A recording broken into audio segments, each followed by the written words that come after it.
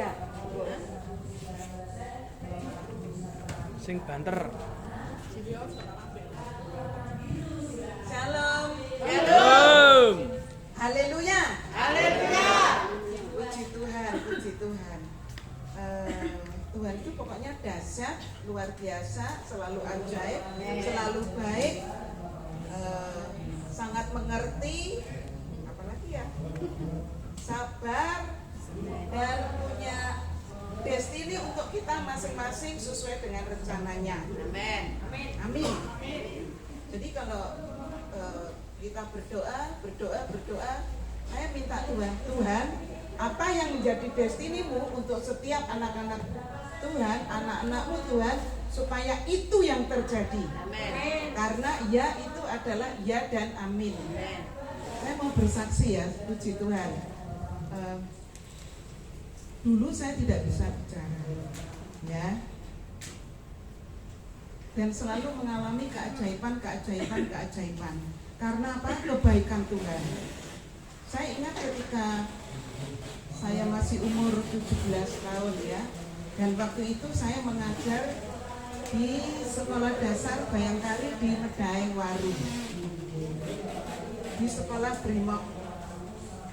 Saya baru jadi lulus SPG Negeri Madiun, kemudian saya mengajar baru dapat 3 bulan. Belum dibaptis, tapi di sini itu sudah ada Yesus.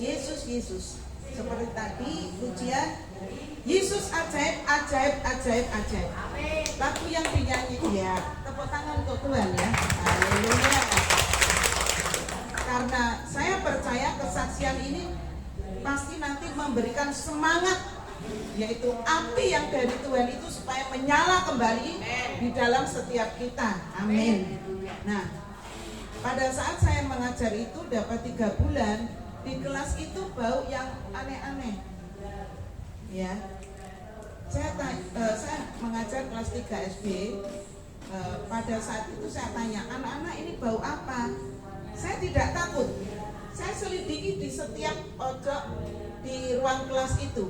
Saya bilang, anak-anak di sini ada baunya, di sana ada, di dekat. Maaf saya praktek, kalau di sini ada meja guru, di sini juga ada anak-anak. Terus saya jalan ke tengah, di sini tidak bau. Kemudian saya jalan lagi, di sini juga tidak bau. Jadi saya cek bau-bau yang aneh itu di kelas dengan rasa tidak takut sama sekali. Saya belum dibaptis, saya sudah mengenal Tuhan,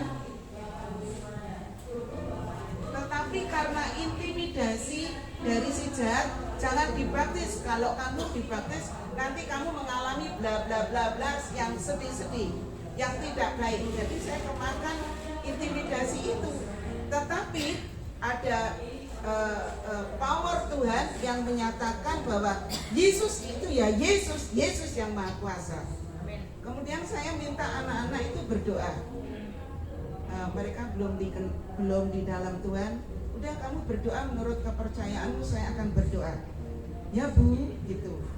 Terus kemudian mereka berdoa, kemudian saya tinggal. Saya hubungi guru yang lain ya, karena baunya itu aneh. Saya tanya, ini bau apa? Si anak-anak itu ada yang ini Bu, kasih sapu tangan. Bukan ini seperti bau orang kembang yang untuk nyekar itu. Nah, bau kenanga kayak gitu. Bau yang bla bla bla si jahat itu loh ya. Kalau kita mengenal sekarang itu bau si jahat. Memenuhi ruang kelas itu. Kemudian setelah anak-anak saya suruh berdoa, saya tinggal ke ruang guru, ke kantor.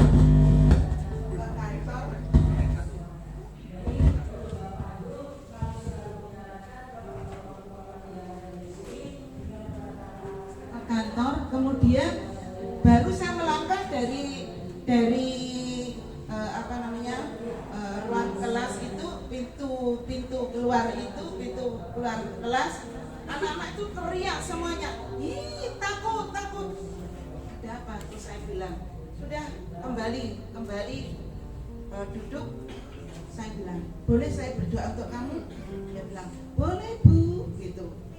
Saya kan masih medok-medonan. Jadi saya bilangnya bocah-bocah dan mereka ketawa semuanya.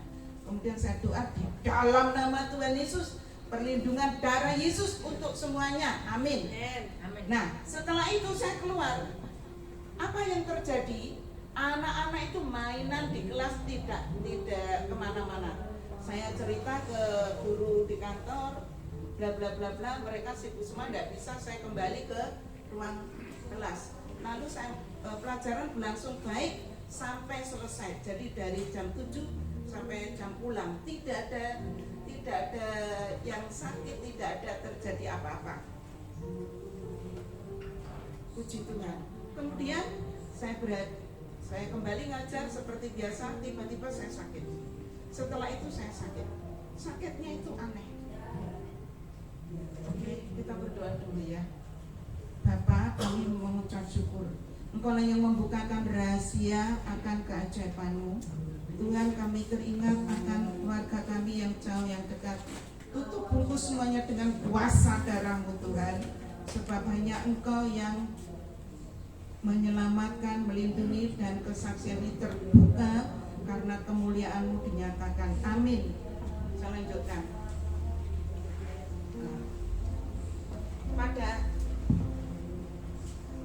Pada saat itu ya, ketika tiba-tiba saya sakitnya itu aneh.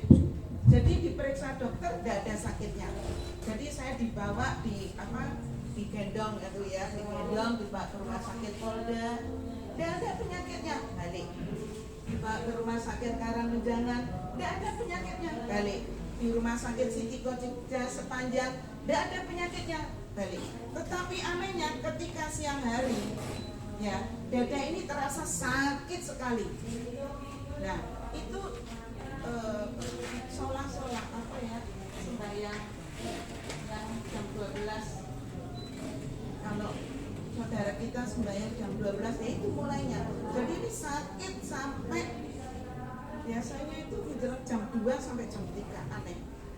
Nah, terus itu berhenti, jadi saya nangis karena tidak tahan sakitnya itu, aneh gitu. Diperiksa dokter tidak ada sakitnya, tetapi rasa sakit di dada itu tidak bisa ditahan. Kemudian menjelang maghrib itu kembali menyerang sakit itu sampai hampir isya ya jam 7 itu berhenti. Nah, itu berhari-hari. Kemudian pada suatu saat ibu saya yang dari desa di Caruban ini dipanggil. Kami tinggal di asrama Primot di Medaeng, di Blok A waktu itu ya. Kemudian ketika rasa sakit itu menyerang lagi, anak-anak SD itu datang. Mereka diusir. Saya ingat firman Tuhan, biarkan anak-anak datang kepadaku, karena Tuhan itu peduli anak-anak. Keluar firman itu. Tapi mereka yang belum dalam Tuhan, famili itu disuruh pulang. Biarkan anak-anak itu datang kepadaku.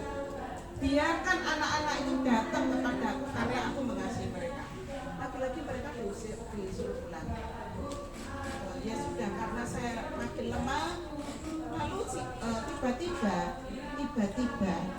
ya, saya merasa ada sesuatu yang berjalan mengitari saya. Itu jalan, tidak ada wujudnya, tapi jalan terus itari. Tapi dia tidak pernah berhenti, tidak mau di daerah kepala, aneh kan? Kemudian badan saya itu diangkat, dijatuhkan. Saya merasa itu Tuhan yang bekerja. Saya tidak bisa melawan, dan mereka orang-orang yang di situ, anak-anak Tuhan, ibu-ibu yang di asrama itu nangis terus. Jadi apa anak ini? Tuhan, anak ini mati atau hidup? Kok seperti itu terus? Itu mulai siang hari sampai jam sore. Itu terus menerus, jadi badan diangkat dijatuhkan. Saya tidak bisa melawan. Dan ini badan itu seperti menirukan. Saya ingat, oh ya, Tuhan Yesus itu kan mati disalib seperti itu. Jadi tangan ini tarik ke sana. Jadi menirukan gerakan penyalipan Tuhan itu berkali-kali. Saya tidak bisa melawan. Oh ya, itu kan ada bahasa roh. Saya juga bilang seperti itu. Dan mata ini melihat sinar yang ada di kamar itu, tapi warnanya merah. Jadi melihat terus gerakan. Saya ingat Tuhan Yesus itu kan disalib, ya tangannya seperti ini, kakinya seperti itu. Kaki ini juga menirukan gerakan itu. Saya tidak bisa melawan. Jadi terus hal itu terjadi terus menerus, lalu dipanggilkan orang pintar yang ada di asrama itu. Dipanggilkan, dia datang, saya lawan. Saya mau dikasih minum, saya tidak.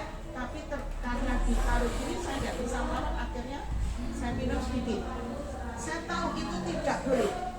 Anak-anak Tuhan tidak boleh minum macam-macam, ya. Minum macam-macam yang dari si jahat, dari orang-orang pintar, tidak boleh sama sekali. Tetapi karena saya sakit, waktu itu tidak bisa melakukan, terpaksa. Ya. Terus akhirnya dia menyerah, maaf saya tidak bisa mengobati. Lalu dipanggilkan orang brimob yang pintar, datang, tanya ini Alkitabnya saya. Alkitabnya siapa? Saya tanya, Alkitabnya kakak saya, mestinya itu Alkitabnya. Omong kosong apa dalam hati saya? Kamu tidak ngerti apa-apa. Alkitab siapapun kalau kita baca, kita kita perlu, ya itu berguna bagi kita. Nah, akhirnya dia menyerah, kalah. Nah, kembali kepada gerakan itu terus menerus. Lalu ada teman guru itu bilang, jangan dipanggilkan pendeta ya. Saya bilang, iya. Lalu dipanggilkan pendetanya datangnya jam 9 malam. Ada Bapak Ibu bisa bayangkan sakit seperti itu, nunggu pendetanya tidak datangnya jam 9. Jadi sambil ketika nunggu itu saya berdoa. Oh ya, Tuhan Yesus itu kan juga suka berdoa berlutut. Saya berdoa berlutut. Oh ya, Tuhan Yesus itu kan diangkat naik ke surga. Kaki saya diangkat ke atas, tapi kembali lagi dan saya tidak bisa melawan. Ketika hamba Tuhan itu datang jam 9, ya, dia doa. Doanya sederhana. Tuhan, kalau anak lain minta sepeda motor, berikan anak ini kesembuhan. Aneh. Simpel. Om Sri dari GPPS sepanjang. Tapi hamba Tuhan yang satunya itu berbahasa roh. Nah, setelah itu selesai mereka pulang, saya sembuh total dan bisa makan, dan sebelumnya itu tidak bisa makan. Karena apa? Ya mengalami sakit yang aneh itu. Tetapi pada saat sebelum hamba Tuhan datang itu, saya melihat tangan Tuhan itu yang putih itu di depan saya. Kemudian dia seperti membelah dada saya. Kemudian dia mengambil bongkahan hitam, dia ditunjukkan kepada saya sebentar, kemudian lenyap. Saya merasa itu Tuhan yang bekerja. Nah, ibu saya bilang, bukan. Ibu saya juga berdoa, Tuhan sembuhkan anak saya. Kemudian saya mengalami kesembuhan. Setelah sembuh, ada pengumuman di gereja baptis. Saya langsung minta baptis, tidak siap pakaian. Sudah, saya langsung minta baptis, selesai sampai 11 Mei, nggak baju ganti ya. Peduli amat, pokoknya saya ingin baptis ya baptis. Setelah sembuh saya kembali ke Madiun, saya tanya ke pendeta yang tabernakel itu, Pak Henry. Saya cerita, kenapa saya mengalami begini-begini. Kalau orang kerasukan, tidak ingat sama sekali gerakan itu. Tapi sampai sekarang kenapa saya masih ingat? Beliau menjawab sederhana, tubuhmu dipakai Tuhan untuk perang antara setan dan malaikat. Puji Tuhan.